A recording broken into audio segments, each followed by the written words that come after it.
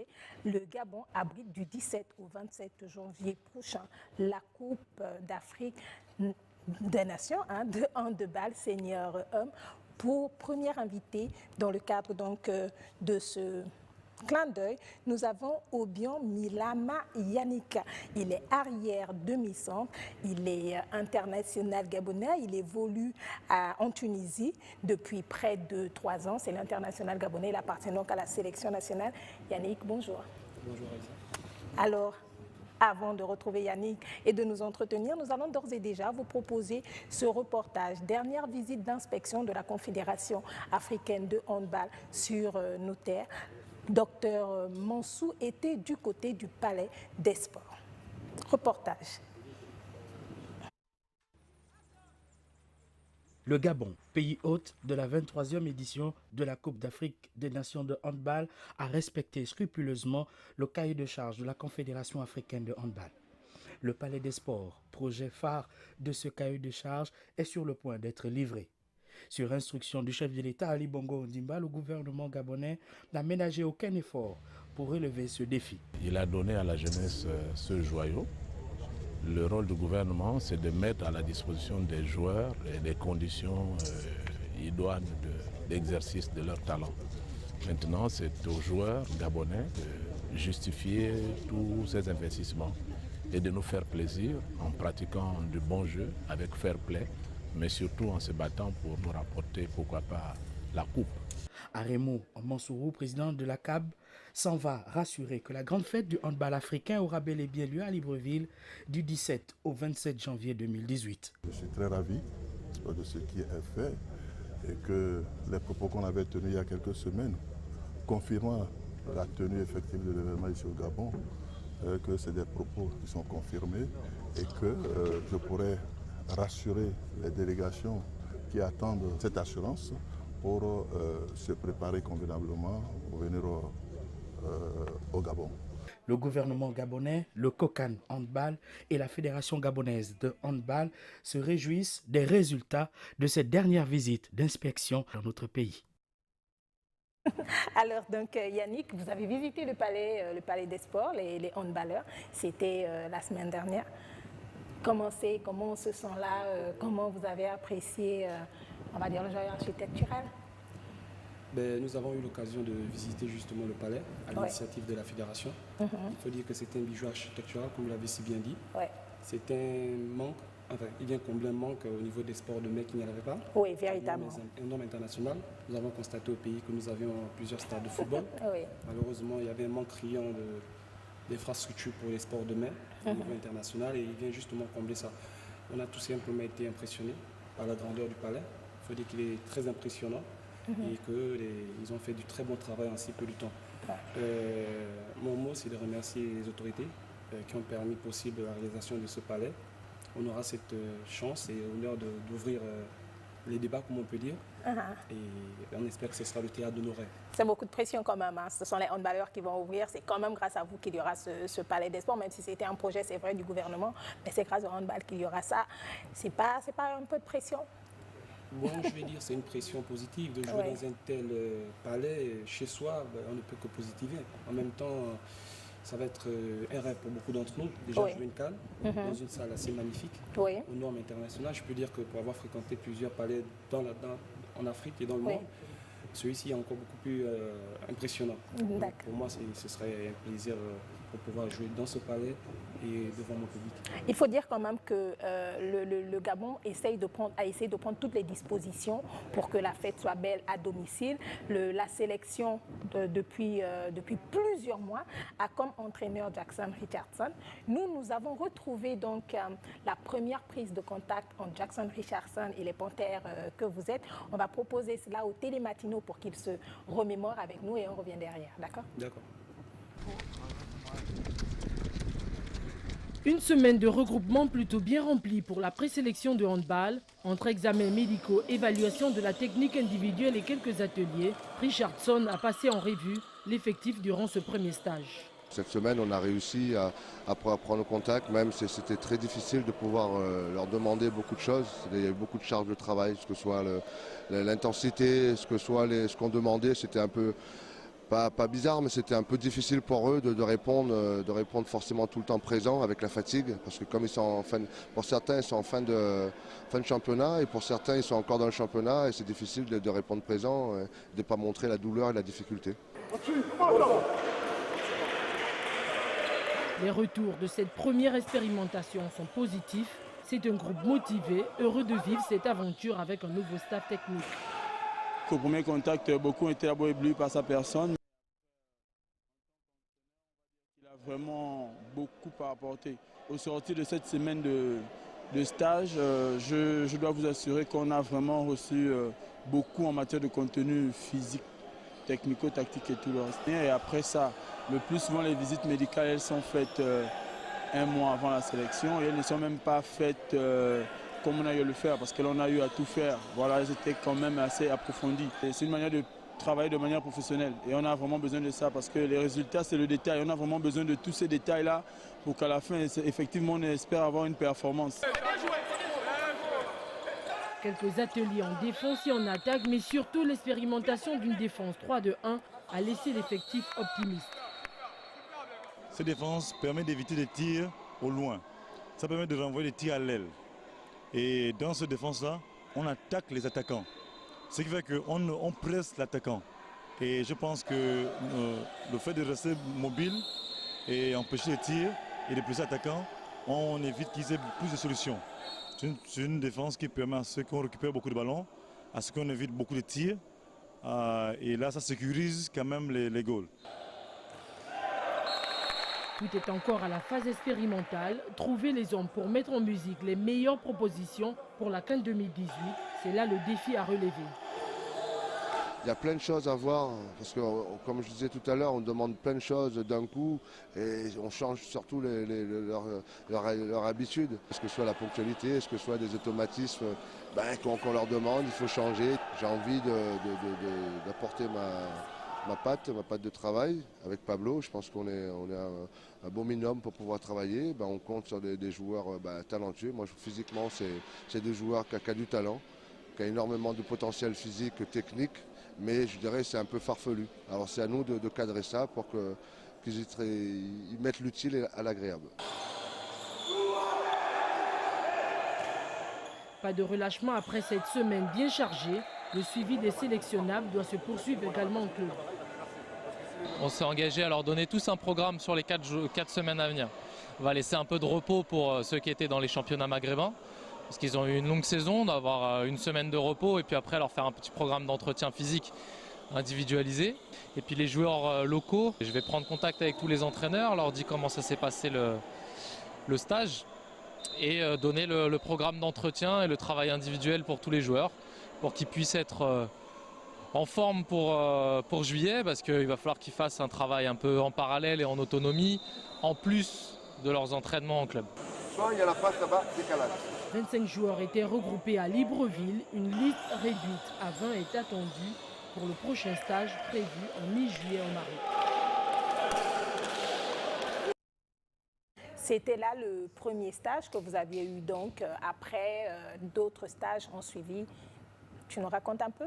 On fait le récap? Effectivement, au mois de juin, le coach Jackson a daigné prendre contact avec le groupe pour présenter son projet, le cadre de travail dans lequel il souhaitait qu'on évolue. Et en même temps, c'était un échange réciproque parce que nous aussi, les joueurs, on a appris justement à connaître le coach. Et c'est justement ça que nous avons pu faire pendant le premier stage, et nécessairement. Après, nous avons eu 2 autres stages. Le deuxième, nous l'avons fait au Maroc. Et puis le troisième, c'était à Paris, en France. Il faut dire que le premier stage, comme je vous ai dit, on a travaillé beaucoup plus prise de contact, présentation de projet. Et c'est à partir du deuxième stage réellement que nous sommes rentrés dans le vif du sujet avec un travail foncier pour travailler sur le physique. Parce que des gens, on sortait déjà de championnat pour beaucoup d'entre nous. Et il fallait justement voir le niveau physique de tout un chacun pour pouvoir juste après, maintenant, présenter le projet de jeu dans lequel il souhaitait que la sélection s'imprègne, parce que c'est sur cette base-là que nous allons nous présenter pour pouvoir justement arriver à la CAN pour les ambitions qu'on s'est fixées. D'accord. La sélection, parlons de ça, la sélection est d'ailleurs déjà en casernement. Ça, c'est depuis le 6 décembre. Vous êtes donc en casernement. On va voir quelques images dès qu'ils sont prêts du côté de la régie. Donc, vous êtes déjà en casernement et puis le groupe se retrouve cette fois-ci. Quelle est l'ambiance? L'ambiance, il est très bon. Comme je viens de vous le dire, c'est notre 4e stage maintenant. On s'est regroupé début décembre pour surtout la majorité des présélectionnés qui sont au niveau du Gabon. Pour ceux qui sont un peu dans les championnats étrangers, en l'occurrence en Afrique du Nord et en France, nous avons pu compter l'arrivée de ceux de l'Afrique du Nord parce que les championnats aussi sont arrêtés pour cause de Coupe d'Afrique. Par contre, ceux qui évoluent en Europe vont nous retrouver au prochain stage, c'est-à-dire après les fêtes, le 3 janvier. L'ambiance, il est au beau fixe parce que, comme vous savez, je vous l'ai dit tantôt, c'est un rêve pour beaucoup d'entre nous de jouer une telle compétition chez soi. On espère justement pouvoir tirer le meilleur d'entre nous. On est très à l'écoute du coach, qui est un monsieur qui a une grande histoire dans le handball, qui a beaucoup à donner et qui sait où il va. Donc nous ne doutons point du projet qu'il nous propose, dont nous sommes en train de nous imprégner. Il faut dire qu'après, nous avons dû, pour ce stage, reprendre avec le travail physique, simplement parce que le championnat au niveau du pays, du Gabon, n'avait pas repris. Et comme la majorité des présélectionnés gabonais évoluent évidemment dans le sol gabonais, il fallait justement voir leur niveau physique pour qu'ils puissent rentrer directement dans le projet de jeu. Je peux même dire que nous qui sommes arrivés de l'étranger, nous avons dû rentrer encore dans ce travail-là, ce travail foncier, parce que justement le coach voulait que nous soyons prêts physiquement. Parce que ce genre de compétition se gagne au niveau physique, au niveau mental, au niveau tactique, au niveau technique. Mais l'ambiance du groupe, il est très bon. On travaille de manière normale et nous sommes prêts justement pour aborder le dernier virage. Un groupe pleinement soutenu par les autorités, c'est vrai, mais aussi par les populations. Parlons des autorités, il y a donc le vice-président de la République qui a été assisté à un match des Panthères, un match de préparation de la sélection nationale. C'était du côté du Prytanée militaire. Il y avait là-bas Charles Ogoula, visite donc, on va dire, du vice-président de la République aux Panthères à l'occasion de ce match qui a attiré son monde du côté du Prytanée militaire. Pour leur 3e rencontre amicale en vue de la préparation pour la 23e édition de la Coupe d'Afrique des Nations de handball, les Panthères du Gabon sont honorés par la présence du vice-président de la République. Nous avons été agréablement surpris de voir le vice-président de la République venir nous témoigner de son soutien. Ça montre à suffisance que les autorités nationales nous accompagnent pour la préparation de cette compétition. Nous en sommes fiers et nous redoublons justement d'ardeur, comme nous le disions tantôt, pour pouvoir être autant pour moi prêt le jour de la compétition. Nous, une fois de plus, avons reçu des encouragements de monsieur le vice-président qui nous a témoigné du soutien des autorités pour que justement nous puissions donner le meilleur de nous-mêmes pour faire plaisir et honneur à la nation gabonaise. C'est quelque chose qui nous touche énormément. On sent tout le soutien venant de la présidence, venant des ministères, venant de la fédération. On sait tout le travail qui a été fourni, tous les efforts qui ont été fournis pour encore une fois sortir un beau palais des sports, nous permettre de nous entraîner quotidiennement dans des conditions correctes pour préparer cette CAN. Voilà, très honoré et je pense que les garçons étaient un peu intimidés, notamment en première mi-temps parce que forcément ça met un peu de pression. Mais voilà, qu'ils soient rassurés, on travaille dur et on sera prêt. Une source de motivation supplémentaire qui permettra aux Gabonais de l'emporter sur le score de 30-14. Pierre Claver Maganga Moussavou, passionné de handball, a voulu toucher du doigt les réalités de cette sélection nationale. C'est bien d'avoir des structures, d'avoir des stades, de beaux stades, d'avoir un palais des sports. Mais encore faut-il avoir des acteurs qui comprennent tout l'intérêt que le chef de l'État, le gouvernement porte à ce que notre jeunesse ait des structures adaptées, enviables par ceux qui nous entourent. Aussi, venir s'assurer que l'entraînement est fait normalement et que nous aurons de bons résultats. C'est ce qui me fait venir ici pour voir la motivation de nos jeunes, pour leur faire comprendre aussi la nécessité vraiment, même aux entraînements, de donner le meilleur d'eux-mêmes. Et ce que j'ai vu montre à suffisance qu'ils ont encore beaucoup à faire.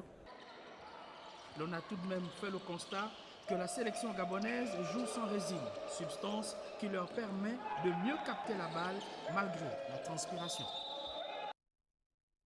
Donc, cette visite du vice-président de la République qui est un passionné de sport, de handball, c'est aussi pour vous quand même l'occasion d'appeler un peu plus les populations, les supporters, les amoureux de la discipline à vous encourager, à vous booster pour aller loin? Oui, évidemment, justement, comme vous l'avez si bien dit, nous avons agréablement eu la surprise visite de monsieur le vice-président, monsieur Mangam Savou, qui est venu nous donner un mot d'encouragement de la part des autorités. Si ce n'est, on savait déjà ces encouragements, vu qu'il nous accompagne vraiment dans ce projet que nous avons tous de pouvoir montrer aux yeux du monde le niveau de notre discipline et que le handball est une discipline qui essaie de s'imposer au niveau de l'Afrique. Mais maintenant, comme vous le dites si bien, nous avons une compétition qui va se jouer à la maison. Ouais. Donc, il va de soi que nous avons besoin justement du soutien de la population parce que l'équipe nationale, c'est la représentation d'un pays dans un domaine bien donné. Et pour que justement nous puissions tirer notre épingle du jeu, nous souhaiterons justement que les populations nous accompagnent pour que nous puissions avoir ce 8e homme, on dit, parce qu'au handball on est 7, qui soit derrière nous pour nous pousser, pour que nous justement sortions de là avec la motivation nécessaire pour pouvoir arriver jusqu'au bout. Alors, le groupe A, le groupe du Gabon, c'est Tunisie, Algérie, Cameroun, Congo, Gabon et le Gabon. Groupe B, Égypte, Angola, Maroc, RDC, Nigeria. On s'arrête sur le groupe A. Notre groupe, la Tunisie, l'Algérie, le Cameroun, le Congo, le Gabon, match d'ouverture Gabon-Congo. Comment vous voyez ça? Ben, effectivement, nous avons suivi avec une attention particulière le tirage au sort de la Coupe d'Afrique. Moi, je l'ai suivi à la télé avec mes coéquipiers tunisiens. Ouais. Je ne vais pas vous dire que c'était un tirage abordable parce que la Coupe d'Afrique, c'est une compétition assez relevée avec 10 équipes qui se valent, c'est les 10 meilleures équipes africaines. Mais pour ma part, je peux quand même vous dire que le groupe A a cet avantage que nous avons une certaine visibilité. Dans la mesure où nous avons 2 équipes, le Cameroun et le Congo, qui sont nos proches voisins. Donc nous savons un peu ce qui se passe là-bas. Après maintenant, la Tunisie, comme vous l'avez dit, c'est le récent champion d'Afrique.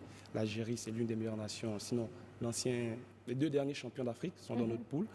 Donc nous allons essayer justement de tirer notre épingle du jeu pour pouvoir, dans un premier temps, accéder au deuxième tour et pouvoir aller le plus loin possible.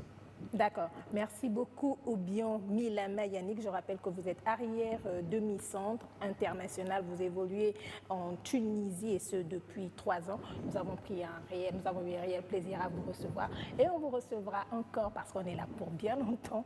Mesdames et messieurs, c'est donc la fin de ce quart d'heure de la CAN consacré donc à l'organisation prochaine de la Coupe d'Afrique des Nations dans notre pays. Demain, les handballeurs auront une action sociale, feront le déplacement du côté d'un centre d'accueil. Nous y reviendrons. Nous serons de nouveau parmi vous donc demain à 8h30. Derrière nous, vous retrouverez Rodriguez et la splendide Jennifer. Merci.